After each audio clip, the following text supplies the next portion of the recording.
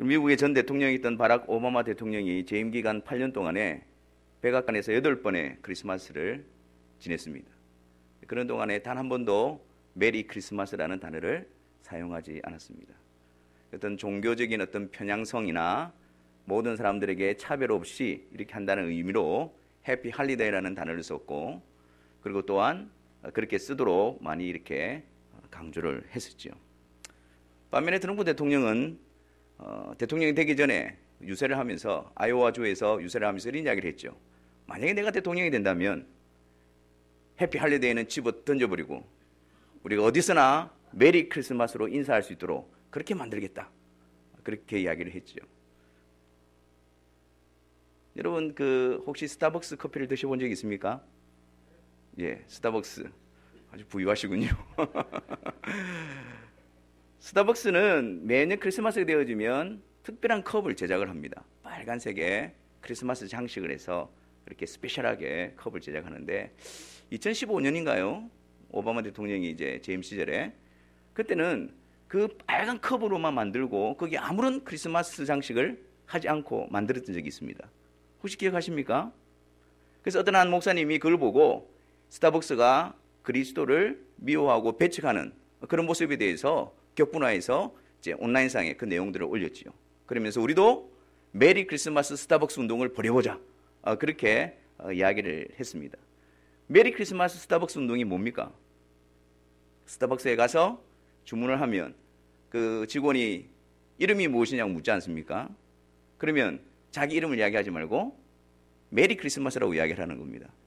그러면 일하는 사람이 거기다 메리 크리스마스 적고 또 부를 때 뭐라고 부릅니까? 메리 크리스마스. 그래서 스타벅스에서 메리 크리스마스를 지워버렸지만 우리는 그 스타벅스에 가서 메리 크리스마스가 들려지도록 그렇게 하자.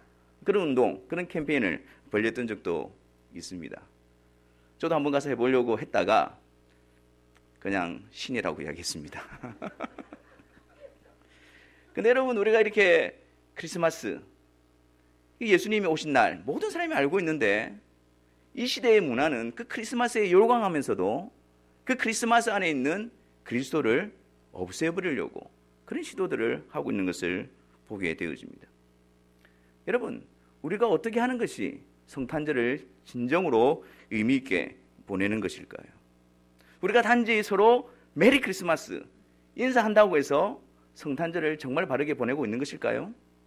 우리가 카드에다가 메리 크리스마스로 서로 인사를 한다고 해서 그것이 정말 그리스도인으로서 성탄의 의미를 바르게 가지고 있는 것일까요?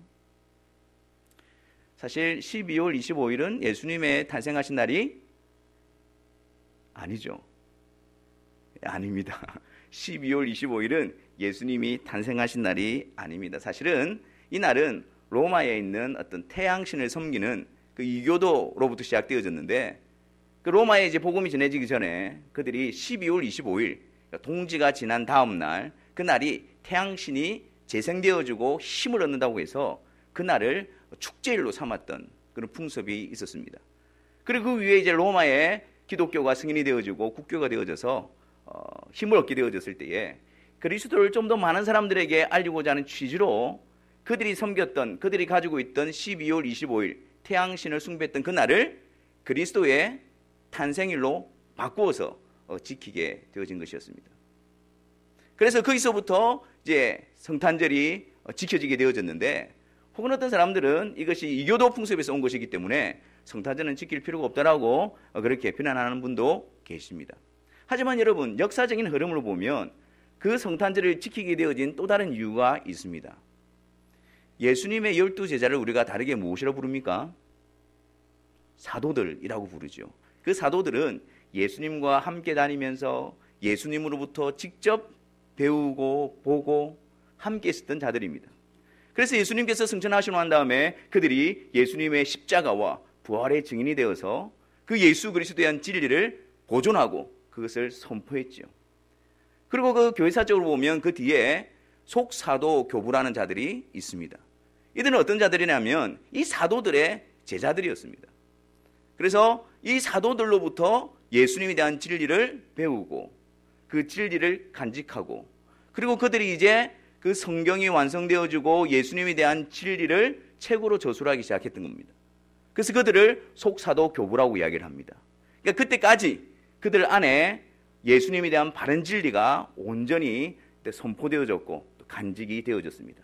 그래서 그들의 저술 내용들을 보면 성부, 성자, 성령 하나님을 고백하고 있고, 그리고 예수 그리스도가 참 하나님이심과 참 인간이라는 사실에 대해서 분명하게 그들이 고백하고 있는 것을 보게 되어집니다. 근데 한 2세기쯤 되어서 이제 기독교를 배척하는 그런 시도들이 점점 일어나게 되어집니다. 그리고 3세기를 거쳐 4세기, 5세기가 되어져서 이제 그런 것들이 본격적으로 예수님의 신성, 예수님이 하나님의 아들이신가, 예수님이 정말 하나님이신가 라는 데 대한 의구심을 가지고 거기에 대해서 이제 반대가 일어나기 시작합니다. 그래서 교회는 이 이단들로부터 그 그리스도에 대한 진리를 지켜가기 위해서 그들은 성탄절, 그리스도의 나심, 그리스도가 이 세상에 오심에 대해서, 성육신에 대해서 지킬 필요성을 가지고 성탄절을 그렇게 지켜가게 된 것입니다. 여러분, 성탄절을 우리가 보내는 것이 성탄절이 예수님의 탄생일이기 때문에 지키는 것이 아니라 예수님께서 이 세상에 오심에 대해서 기억하고 선포하고 기뻐하고 지키는 것이 성탄의 바른 의미인 것입니다. 성경은 예수님이 언제 탄생했다, 거기에 초점을 맞추고 있지 않습니다. 예수님께서 육신을 입고 이 세상에 오셨다라는 것에 대해서 강조점을 두고 있는 것입니다.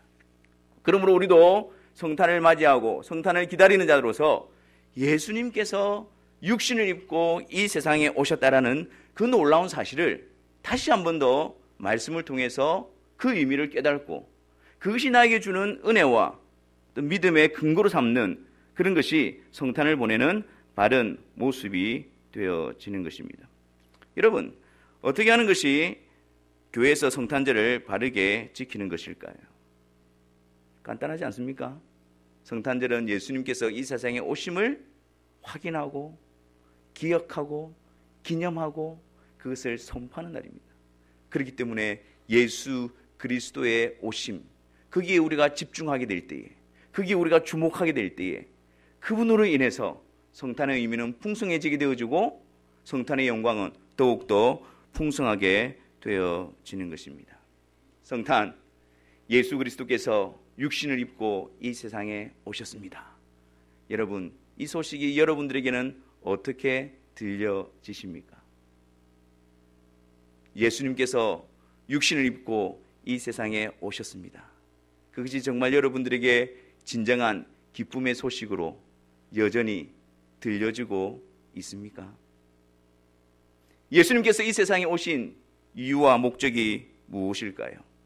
우리는 예수님께서 이 세상에 오셨음을 이해하기 이전에, 그러면 예수님께서 이 세상에 오시기 전에 어떤 모습으로 계셨는가, 그 예수님이 어떤 분이신가를 먼저 이해하는 것이 우리에게 필요합니다.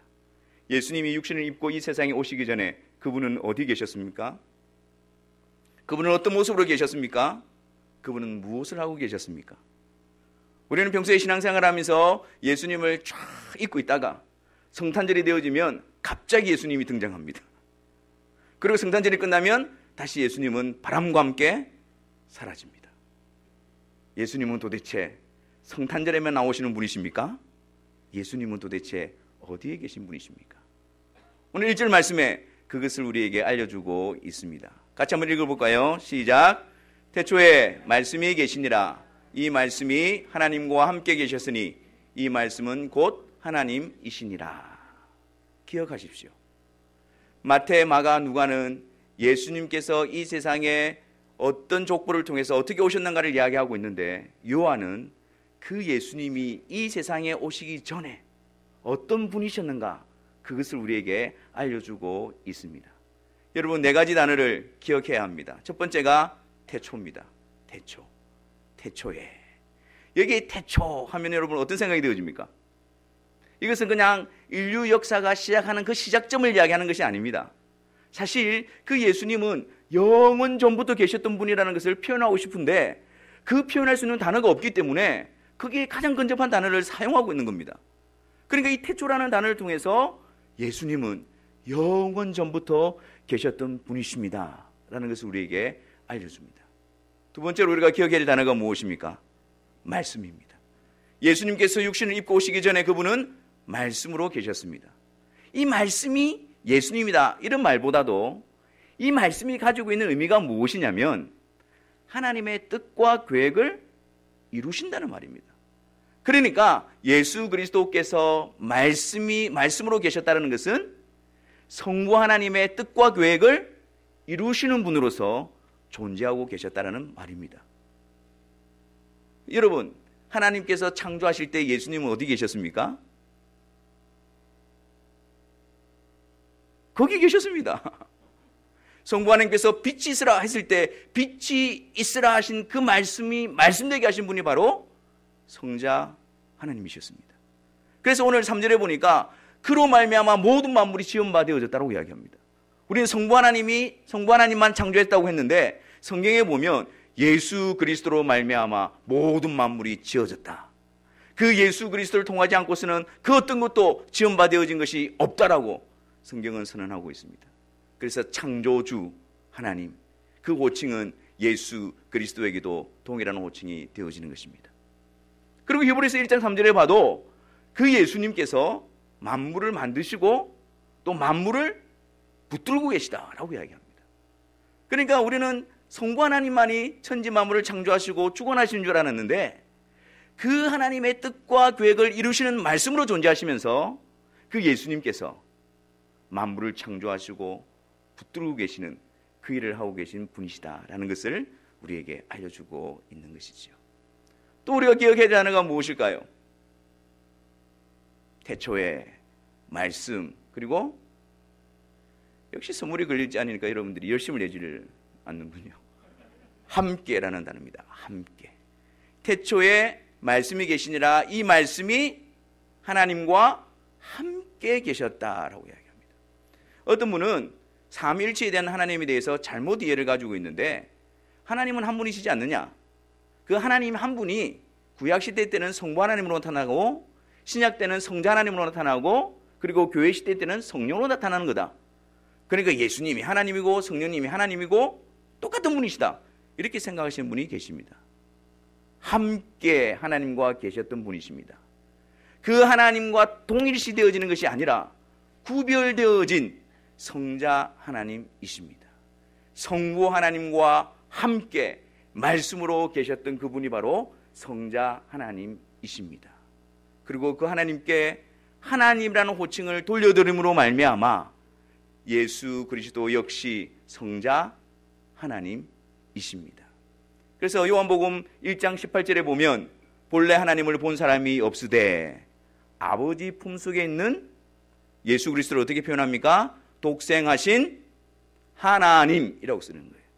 성부 하나님께 돌려드렸던 그 하나님, 그 하나님의 호칭을 성자 하나님 예수 그리스도께 돌려드림으로 말미암아 구별되어져 있지만 동일하게 하나님으로서 동등하신 분, 그리고 분리되지 않는 분으로서 성자 하나님을 우리에게 보여주고 있는 것입니다.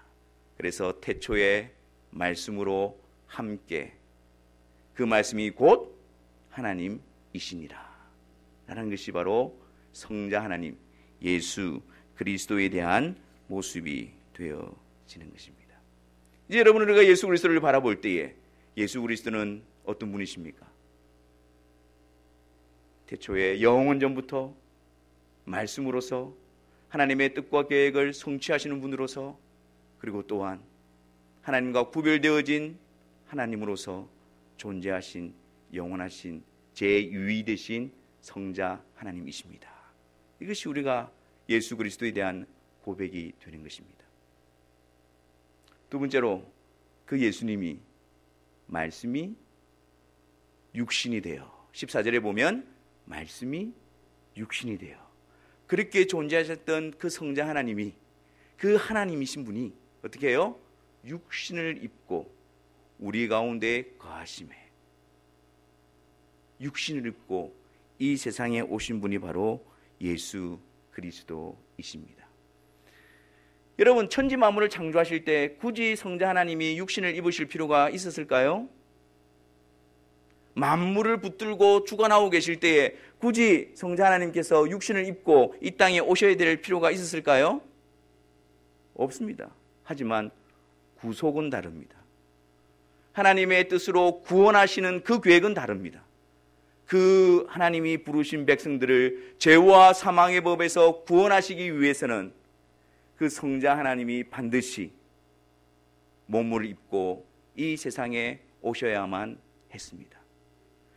몸과 영혼이 죄악 가운데 사로잡혔던 우리들을 구원하시기 위해서는 그분이 몸과 영혼을 입으시고 이 세상에 오셔서 우리가 몸과 영으로 사로잡혀 있는 그 모든 죄악을 그분의 몸으로 대신 담당하시고 그분이 받아야 될 모든 형벌을 그 몸으로 예수님이 담당하심으로 말미암아 그래서 우리들을 구원해 내실 수가 있기 때문입니다. 히브리서 2장 14절과 15절 말씀을 한번 보겠습니다. 같이 한번 읽어보겠습니다.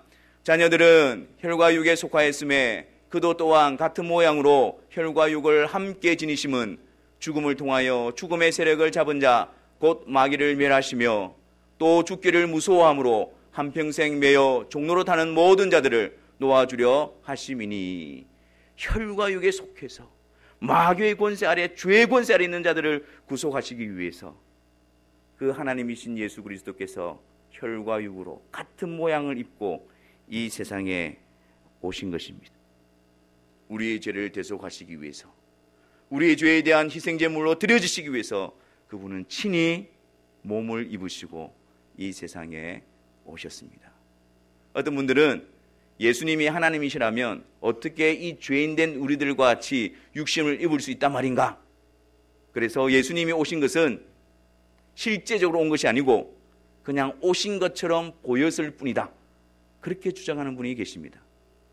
그것은 잘못된 주장입니다. 예수님은 하나님이시고 죄악된 우리들을 구원하시기 위하여 실제로 인간의 몸을 입으시고 죄악된 이 세상 가운데에 친히 찾아오셨습니다. 예수님이 탄생하셨던 그 시점으로 한번 가보겠습니다. 여러분, 요셉과 마리아는 어떤 관계였습니까? 정혼, 약혼한 사이였습니다. 그 유대의 결혼 풍습으로 보면 약혼을 먼저 하지요. 그리고 난 다음에 한 1년 정도 준비 기간을 거쳐서 결혼을 하게 되어집니다. 근데 약혼하면은 법적으로 부부라는 효력은 발생을 합니다. 하지만 그들이 부부관계를 시작하지는 않습니다. 1년의 준비 기간을 거치는 이유는 무엇이냐면 그 1년 동안에 서로의 순결을 증명해 보이는 시간입니다. 그런 약혼하는 기간 가운데 있는데 요셉이 들은 소식이 무엇입니까? 마리아가 잉태하였다 라는 소식을 듣게 됩니다. 얼마나 청청백력과 같은 소리입니까? 지금 조금만 더 지나면 이제 같이 결혼을 해서 아름다운 가정을 이끌 그 꿈에 부풀어 있는데 그렇게 사랑하는 자기가 약혼한 그 마리아가 아이를 가졌다는 소식을 듣게 되어집니다. 그래서 요셉은 이것을 조용히 처리하려고 했습니다. 그때 천사가 나타나서 이 일에 대해서 요셉에게 이렇게 설명합니다. 그에게 잉태된 자는 성령으로 잉태되었고 아들을 낳을 것이니 그 이름을 예수라 하라. 저는 저희 백성을 저희 죄에서 구원할 자가 될 것이다. 그렇게 알렸습니다. 마리아에게도 마찬가지였습니다. 아니 마리아는 더 충격이죠. 그래서 내가 남자를 알지도 못했는데 어찌 저에게 이런 일이 일어날 수 있습니까? 그랬더니 천사가 마리아에게도 동일하게 이야기합니다. 이 일은 성령의 능력이 너를 덮고 그래서 하나님의 아들 거룩하신 자를 네가 낳게 될 것이다 라고 알렸습니다. 그제서야 마리아는 제가 계집종이오니 주의 뜻대로 하옵소서 하고 순종하게 되어지죠. 이 마리아와 요셉의 반응을 볼 때에 예수님께서 오신 것은 실제적으로 일어난 일입니다. 우리와 같이 출생한 사실이 분명히 맞습니다. 그런데 여러분, 우리와 똑같은 모양을 입으시고 우리와 똑같이 이 세상에 출생을 하셨지만 우리의 출생과 예수님의 출생은 다른 점이 있습니다. 그것이 무엇일까요? 그것이 무엇입니까? 예? 성령으로 잉태되셨고 우리는 맞습니다. 여러분 우리는 아빠로부터 이렇게 하지 않습니까? 태어나지 않습니까? 근데 예수 그리스도는 성령으로 잉태되었다고 성경은 이야기하고 있습니다. 그러면서 분명히 밝혀두는 것이 요셉으로부터가 아니라, 즉 죄인의 혈통으로부터 예수님께서 오신 것이 아니라 성령의 능력으로 동정녀 마리아를 통해서 죄 없으신 예수님이 죄 없는 상태로 이 세상에 오셨음을 말씀하고 있습니다. 아담 이후의 모든 자손들은 다 죄인이지 않습니까? 죄를 가지고 태어납니다. 죄인들이 혈통입니다. 하지만 주님께서는, 죄 없으신 주님께서는 그 혈통으로 오신 것이 아니라 마리아의 몸을 통해서, 마리아로 말미암아 그 몸을 입으시고 죄 없으신 상태로 이 세상에 오신 것입니다. 그래서 성경에 보면 요셉이 예수님을 낳고 이런 표현이 절대 없습니다. 어떤 표현들이 있습니까? 마태복음 1장 16절에 마리아에게서 그리스도라 칭하는 예수가 나시니라. 그 족보에 보면 남자가 누구를 낳고 쭉쭉 나오다가 예수님에 가서는 요셉 이름이 등장하는 것이 아니고 마리아를 통해서, 마리아에게서 그리스도라 칭하는 예수가 나시니라, 그렇게 기록을 하고 있는 겁니다. 창세기 3장 15절로 가볼까요? 하나님께서 범죄하여 하나님을 떠나가고 있는 아담에게 주신 약속이 무엇입니까? 여자의 후손을 통해서 마귀의 권세를 깨뜨리고 내가 너희들을 내게로 이끌어 올 것이다. 이 여자의 후손이 성령으로 말미암아 동정녀 마리아에게 잉태되어서 나타나신, 이 세상에 오신 그 예수 그리스도를 보여주고 있는 것입니다. 마리아를 통해서, 여자의 후손을 통해서 이 세상에 오셔서 마귀의 권세를 깨뜨리실 그 예수 그리스도를 약속하고 있는 말씀인 것입니다. 또 한 가지 다른 점이 있습니다. 무엇일까요?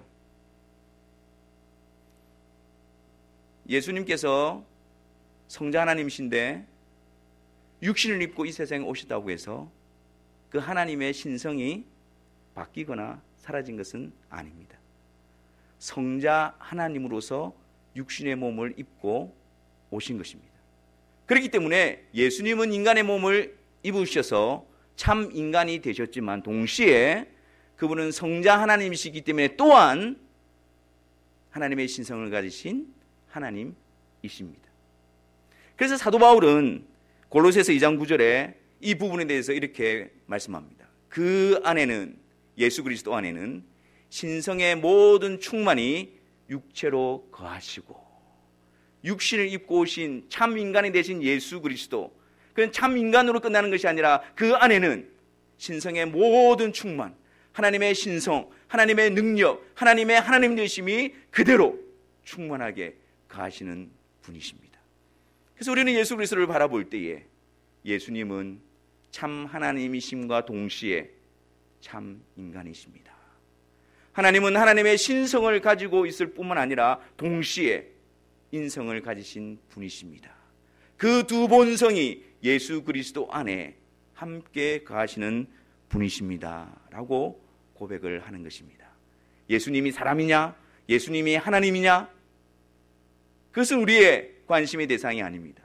예수님은 하나님의 아들로서 여전히 하나님이시며, 그 예수님은 실제로 인간의 몸을 입고 오셔서 참 인간이 되셨습니다. 그것이 우리가 예수님에 대한 바른 신앙 고백입니다. 그러면 왜 예수님께서 그렇게 하셔야만 했을까요? 왜 그렇게 하셔야만 했을까요? 우리를 구속하시기 위해서, 우리의 구원자는 우리의 죄를 대신 담당하기 위해서 그분은 죄가 없어야 합니다. 그리고 죄의 삭은 사망입니다. 그 사망의 형벌을 다 담당하고 그분은 다시 그분의 위치로 돌아갈 수 있어야만 합니다. 생명의 주인이어야만 한다는 것이죠. 우리 가운데 누가 다른 사람의 죄를 담당할 수 있는 자격 있는 사람이 있습니까? 제가 아무리 여러분들을 사랑한다 할지라도 제가 여러분들의 죄를 대신 담당하고 그것을 속죄할 수 있는 마음은 있죠. 그러나 능력이 안 됩니다. 여러분들도 마찬가지일 것입니다. 여러분들의 자녀를 아무리 사랑한다 할지라도, 아무리 모성애가 뛰어난다 할지라도 여러분들의 자녀의 죄를 여러분들이 대신 담당하고 그 죄 문제를 해결할 수 있는 능력이 없는 겁니다. 불가능한 겁니다. 왜요? 우리 모두가 다 죄인이기 때문에.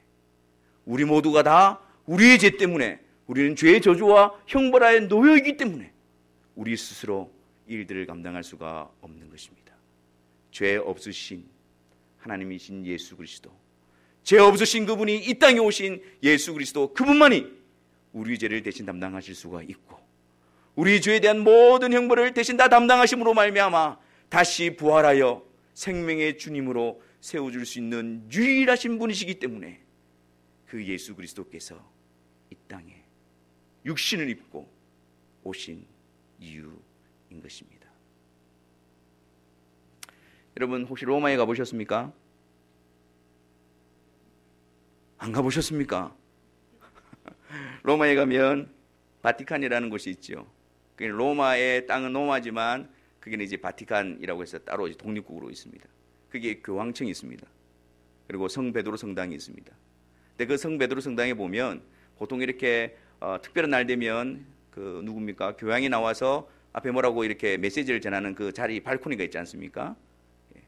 거기에 그 장소에서